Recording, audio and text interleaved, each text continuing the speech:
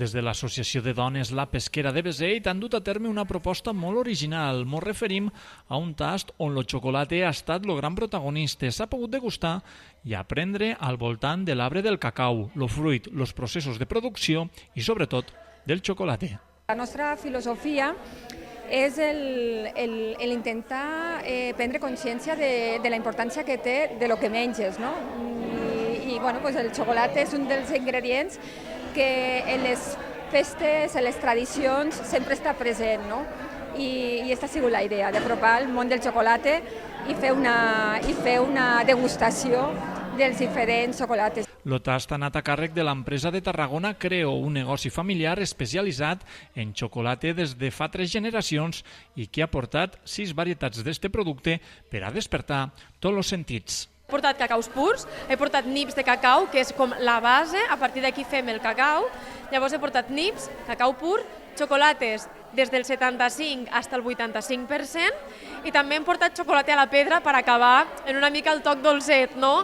Ja hem passat per tota l'amargor i hem acabat en el més dolcet, que era el xocolata a la pedra de canyella. Una experiència completa que no sols s'ha conquerit pel paladar, sinó per l'enfocament didàctic i humà.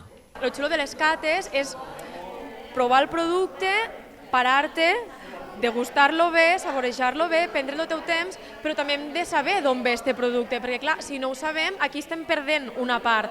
Llavors, sí que el proves en més consciència, sabent per totes les mans on passa el producte, que sembla que digues, mira, no, ve del súper, no ve del súper, ve de la terra, és un arbre que es treballa d'esta i d'esta altra manera, no? I així diràs que li fiques una mica més de valor també el que menges. Paral·lelament, des de l'associació busquen col·laboració i participació per a fer altres propostes, entre elles la segona edició del Beseit Art. Farem Beseit Art el dia 20 d'agost.